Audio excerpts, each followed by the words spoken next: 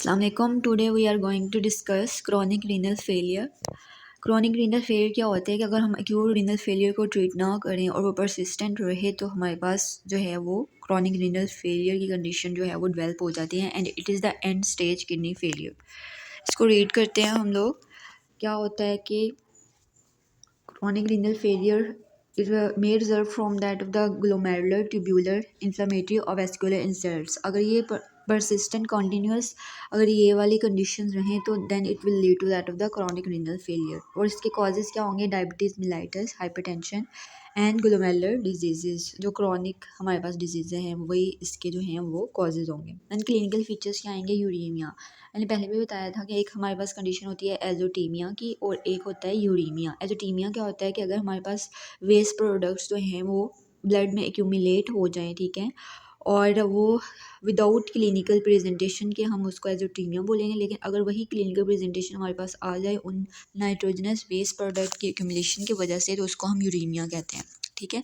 Increase nitrogenous waste products in blood, it is called azotemia and results in nausea होगा, anorexia होगा, pericarditis, platelet dysfunction, encephalopathy with asterixis. Asterixis क्या होती है कि इसमें body movements में जो है वो अबनॉर्मेलिटी आ जाती है. And deposition of urea crystals in skin, तो ये इसकी प्रेजेंटेशन है. तो देन इसको हम जो है वो यूरीमिया कहेंगे. साल्ट एंड वाटर रिटेंशन होगी जिसकी वजह से हाइपरटेंशन डेवलप हो जाएगी. हाइपरकैलेमिया होगा वही विद मेटाबॉलिक एसिडोसिस की हो गया, ठीक है. एनीमिया होगा. एनीमिया क्यों हो गया? क्योंकि इसका एंडोक्राइन फंक्शन हमने जब किडनी के फंक्शंस किए थे तो हमने कहा था कि इसका फंक्शन होता है कि इसने एरिथ्रोपाइटिन की सिंथेसिस करनी होती है, ठीक है. तो अगर वो नहीं होगी तो फिर एनीमिया जो है वो डेवलप हो जाएगा.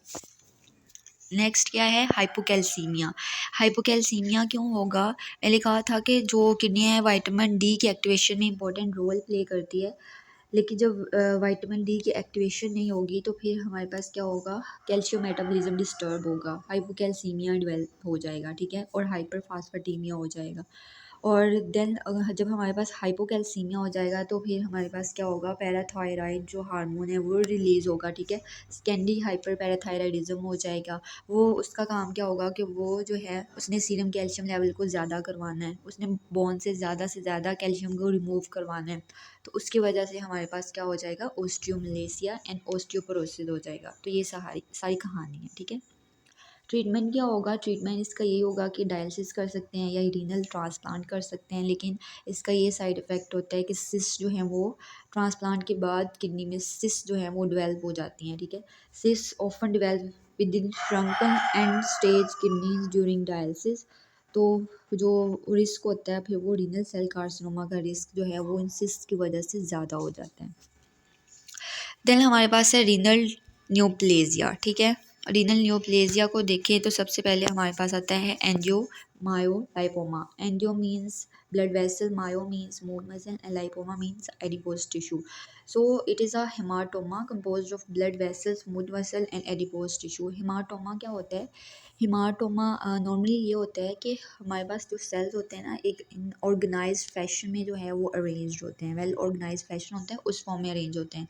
लेकिन हेमाटोमा क्या होता है कि सेल अपनी मर्जी से जहाँ दिल किया वो अरेंज हो जाते हैं, ठीक है, डिसऑर्गेनाइज्ड वे में. तो ये हेमाटोमा होता है. Haematoma composed of blood vessels, smooth muscles and adipose tissue. It is called the angiomyolipoma or it is associated with increased frequency in tuberous sclerosis. Tubular sclerosis में क्या होता है कि हमारी जो पूरी बॉडी के जो है ना जो बॉडी फंक्शंस जो हैं, ट्यूबुलर स्क्लेरोसिस कंडीशन ऐसी होती है जिसमें पूरी बॉडी के फंक्शंस जो हैं वो डिस्टर्ब हो जाते हैं. देन हमारे पास आता है renal cell carcinoma. Renal cell carcinoma क्या होता है कि it is a malignant epithelial tumor arising from that of the kidney tubules. Kidney tubules से ये अराइज करता है, ठीक है. और इट इज़ प्रेजेंट विद, इसमें क्लासिकल ट्रायड ऑफ सिम्टम्स होता है like haematuria, palpable mass and flank pain के साथ एसोसिएट होता है. और ये तीनों जो हैं जो हमारे पास ये तीनों जो हमारे पास साइंस आ रहे हैं ना, सिम्टम्स आ रहे हैं, ये रेयरली जो हैं वो टुगेदर हो सकते हैं, ठीक है. हिमोचूरिया मोस्ट इंपॉर्टेंट जो सिम्टम्स होती है हिमोचूरिया, ठीक है. फीवर और वेट लॉस, हमेशा वेट लॉस के साथ जो कार्सिनोमा होता है वो वेट लॉस के साथ एसोसिएट होता है. Carcinoma is always associated with that of the weight loss. और इसके अलावा पैरान्यूप्लास्टिक सिंड्रोम भी होता है हमारे पास। पैरान्यूप्लास्टिक सिंड्रोम इरिथ्रोपाइटिन का हो सकता है, एनीमिन का हो सकता है, पैराथायरॉइड हार्मोन रिलेटेड पेप्टाइड का हो सकता है, या ACTH का हो सकता है। May also be present. Then क्या है, जो हमारे पास ये कार्सिनोमा है ना, ये एसोसिएट हो सकता है with left sided, may present with left sided varicocele के साथ एसोसिएट हो सकता है। इसका मैं आपको इम्पोर्टेंट कंसेप्ट बताती हूँ। अच्छा ये देखें, ये इंफीरियर वेना केवा है हमारे पास, यहाँ से क्या निकल रही है हमारे पास, जो है left and right renal vein जो है वो निकल रही है। ये देखें left and right renal vein निकल रही है, लेकिन जो लेफ़्ट रीनल वेन होती है ना, उससे हमारे पास उसकी ब्रांच होती है ये वाली लेफ़्ट गोनेडल वेन, ठीक है। लेकिन जो हमारे पास राइट गोनेडल वेन होती है वो हमारे पास इन्फीरियर वेना केवा की ही ब्रांच होती है। तो अगर हमारे पास लेफ़्ट किडनी का अगर कोई ट्यूमर जो है वो डेवलप हो गया है, तो वो इफ़ेक्ट करेगा लेफ़्ट गोनेडल वेन को, ठीक है, डायरेक्टली उसको इफ़ेक्ट करेगा। तो हमारे पास क्या हो जाएगा, लेफ़्ट साइड जो है वो वेरिकोसील जो है वो डेवलप हो जाएगा। वीनस ड्रेनेज लेफ़्ट साइड की जो है वो इम्पेयर हो जाएगी due to the left renal vein affect होने की वजह से।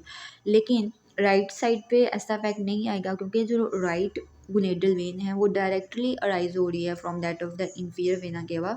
उसका जो है वो राइट रीनल वेन से कोई ऐसा रिलेशन नहीं है कि अगर हमारे पास राइट साइड का कैंसर होता है और राइट रीनल वेन अफेक्ट होती है तो उसकी वजह से राइट गोनेडल वेन अफेक्ट नहीं होगी, क्योंकि वो डायरेक्टली इंफीरियर वेना केवा से अराइज कर रही है, ठीक है। तो ये बात बताई हुई है उन्होंने। ये दिखाया हुआ है हमारे पास जो वैगर सिंड्रोम है ना, वो दिखाया हुआ है। इसमें क्या दिखाया हुआ है, सबसे पहले तो देखिए विलियम ट्यूमर NA फॉर एनरीडिया दिखाया हुआ है, जेंटो यूरिनरी मेंटल रिटार्डेशन बताई हुई है, ठीक है। नेक्स्ट ये बैक विद विडमैन सिंड्रोम दिखाया हुआ है। बैक विद विडमैन सिंड्रोम में हमने देखा था कि इसमें क्या होता है, ये एसोसिएट होता है विलियम ट्यूमर 2 के साथ, ठीक है। और इसमें क्या होता है, मैक्रोग्लोसिया जो ऑर्गन्स इनलार्ज कर जाते हैं, लाइक डेकोटा टंग जो इनलार्ज हुई हुई है, अम्बिलिकल हर्निया के साथ एसोसिएट होता है। इसके अलावा ये ओम्फेलोसील के साथ एसोसिएट करता है, ठीक है। इसके अलावा जो है ये डैनीज डैश सिंड्रोम है। डैनी डैश सिंड्रोम के साथ क्या होता है, डैनी डैश सिंड्रोम जो है विलियम ट्यूमर 1 जीन के साथ एसोसिएट जो है ये करता है। और इसमें क्या होता है, इसमें जो है वो ये जेनेटेलिया को अफेक्ट करता है, ठीक है। और जो है वो रीनल डिसजेनेसिस करवाता है, ठीक है। हमारे साथ ये हाइपरटेंशन के साथ हमारे पास ये हाइपरटेंशन के साथ एसोसिएट करता है, ठीक है। इसमें हमारे पास क्या होता है, एक तो जेनेटेलिया को ये अफेक्ट करेगा, दूसरा ये किडनी को अफेक्ट करेगा, ठीक है। तो ये हमने देख लिया यहाँ से। नेक्स्ट हमारे पास है लोअर यूरिनरी ट्रैक्ट कार्सिनोमा। इसको भी हम इसके साथ ही कर लेते हैं। लोअर यूरिनरी ट्रैक्ट कार्सिनोमा में हमारे पास 3 तरह के जो हैं वो कार्सिनोमा आते हैं। एक तो हमारे पास आता है यूरोथेलियल कार्सिनोमा। नॉर्मली हमारे पास क्या होता है कि ब्लैडर की जो लाइनिंग होती है ना, आपको पता है कि वो जो है वो ट्रांजिशनल एपिथेलियम होती है, ठीक है। ट्रांजिशनल एपिथेलियम होती है, अगर उसमें कार्सिनोमा डेवलप हो जाए तो हम उसको यूरोथेलियल कार्सिनोमा कहते हैं। देन दूसरा कार्सिनोमा स्क्वेमस सेल कार्सिनोमा है, कि यही एपिथेलियम जो है वो रिप्लेस हो जाए स्क्वेमस सेल से, ठीक है, उसको हम जो स्क्वेमस सेल कार्सिनोमा कहेंगे। और तीसरा हमारे पास एडिनो कार्सिनोमा होता है, कि ग्लैंडुलर जो है वो मेटाप्लेजिया हो गया, ठीक है, ग्लैंड्स डेवलप होना स्टार्ट हो गए। तो ये हम देख लेते हैं। यहाँ पे सबसे पहले हमारे पास है यूरोथेलियल कार्सिनोमा। यूरोथेलियल कार्सिनोमा ये मेलिग्नेंट ट्यूमर है जो कि यूरोथेलियल लाइनिंग से अराइज करता है, रीनल पेल्विस की, यूरेटर की, ब्लैडर की या यूरेथ्रा की। लेकिन most commonly it is arise from that of the bladder. इसका major risk factor cigarette smoking होता है। इसके अलावा और दूसरे रिस्क फैक्टर भी हो सकते हैं, नेफ्थिलामाइन, ठीक है, एजोडाइज हो सकती हैं, और साइक्लोफॉस्फामाइड का लॉन्ग टर्म यूज़ हो सकता है, फेनेसिटीन यूज़ हो सकता है जो कि एंटी कैंसर जो है ड्रग है, ठीक है। ये ओल्डर एडल्ट्स में ज़्यादातर हमें नज़र आता है और पेनलेस हिमेचूरिया के साथ एसोसिएट है। हमने कैंसर जितने भी कार्सिनोमा पड़े हमने देखा कि वो हिमेचूरिया के साथ प्रेजेंट कर रहे हैं, ठीक है। और इसके 2 पैथवेज होते हैं। सबसे पहले तो इसके जो हैं एक फ्लैट पैथवे होता है, दूसरा पेपिलरी जो है वो पैथवे होता है। जो पेपिलरी होता है ना, उसमें हमारे पास इस तरह पेपिला जो है वो फॉर्मेशन होती है, पेपिला फॉर्मेशन होती है, और सेंटर में इस तरह फाइब्रोवास्कुलर कोर्स होते हैं। लेकिन जो फ्लैट होता है उसमें इस तरह ये फ्लैट टाइप ऑफ सेल्स हमें नज़र आते हैं, ठीक है। जो हमारे पास फ्लैट जो होता है ना वो हाई ग्रेड होता है, वो ज़्यादा अग्रेसिव होता है। फ्लैट जो होता है वो ज़्यादा अग्रेसिव होता है, and it is associated with early P53 mutation के साथ ये एसोसिएट होता है, ठीक है। और ये इजीली इन्वेड कर जाता है। हाई ग्रेड होता है, इजीली इन्वेड कर जाता है। लेकिन जो हमारे पास पेपिलरी होता है ना, ठीक है, वो पहले लो ग्रेड होता है, देन वो हाई ग्रेड होता है, और देन वो इन्वेड करता है, ठीक है, देन वो इन्वेजन शो करता है। और ये इतना अग्रेसिव नहीं होता, ठीक है। क्योंकि ये एसोसिएट नहीं करता P53 म्यूटेशन के साथ, ठीक है। Papillary develop as low grade papillary tumour that progresses to high grade papillary tumour and then it inverts, not associated with early P53 mutations हैं, ठीक है। ट्यूमर्स जो हैं ये वाले यूरोथेलियल कार्सिनोमा जो है ये मल्टीफोकल होता है और ये डिकर करते हैं फील्ड डिफेक्ट, मतलब म्यूटेशंस डेवलप होती हैं और वो उनको जो है वो फील्ड प्रोवाइड करती हैं ट्यूमर को डेवलपमेंट में, ट्यूमर को डेवलप होने में जो है वो फील्ड प्रोवाइड करती हैं, इसको हम कहते हैं कि ये फील्ड डिफेक्ट है, ठीक है। देन हमारे पास सेकंड जो है वो है squamous cell carcinoma. Squamous cell carcinoma क्या है कि जो हमारे पास यूरोथेलियल लाइनिंग है ना वो अगर रिप्लेस हो जाए स्क्वेमस टाइप ऑफ सेल से तो उसको हम स्क्वेमस सेल कार्सिनोमा कहेंगे। और ये हमारे पास जो है बैकग्राउंड ऑफ स्क्वेमस मेटाप्लेजिया के साथ एसोसिएट होता है, क्योंकि स्क्वेमस एपिथेलियम तो हमारे नॉर्मल ब्लैडर में नहीं होती ना, हमारे पास ट्रांजिशन एपिथेलियम होती है, लेकिन वो अगर वो रिप्लेस हो जाए by means of squamous cell तो उसको फिर हम स्क्वेमस सेल कार्सिनोमा कहेंगे। और ये एसोसिएट होता है शिस्टोसोमा हेमाटोबियम के साथ, ये एमसीक्यू पॉइंट है। और इसके अलावा और भी इसके जो हैं वो रिस्क फैक्टर्स होते हैं like that of the long term chronic cystitis, ठीक है, लॉन्ग स्टैंडिंग नेफ्रोलिथियासिस, अगर लॉन्ग टाइम तक हमारे पास स्टोन की फॉर्मेशन रही, ठीक है, then squamous cell carcinoma develop हो जाता है। देन हमारे पास थर्ड वाला आता है इनोकार्सिनोमा, ठीक है। मिलिग्नेंट, इसमें क्या होता है मिलिग्नेंट प्रोलिफरेशन ऑफ ग्लैंड्स होती है और ये ब्लैडर को मोस्टली इन्वॉल्व करता है। It is arises from, normally क्या होता है हमारे पास अगर ये ब्लैडर है, ये हमारे पास यॉर्क सैक है तो ये कनेक्टेड होती है by means of bladder by means of urachus, ठीक है, यूरेकस यूरेचस जो भी बोल रहे हैं आप, ठीक है। लेकिन ये बाद में ओब्लिटरेट हो जाता है, लेकिन अगर ये ओब्लिटरेट ना हो तो फिर ये ब्लैडर का कार्सिनोमा अराइज करता है और ये मोस्टली यहाँ पे डोम ऑफ ब्लैडर में अराइज करता है, ठीक है। क्या होता है इसमें इसमें यही बताया हुआ है कि it arise from a urachal remnant जो tumour develops at the dome of the bladder cystitis glandularis, मतलब इसमें हमारे पास क्या होगा, इसमें कोलमनर टाइप ऑफ जो है वो एपिथेलियम हो जाएगी, ठीक है, ग्लैंडुलर टाइप।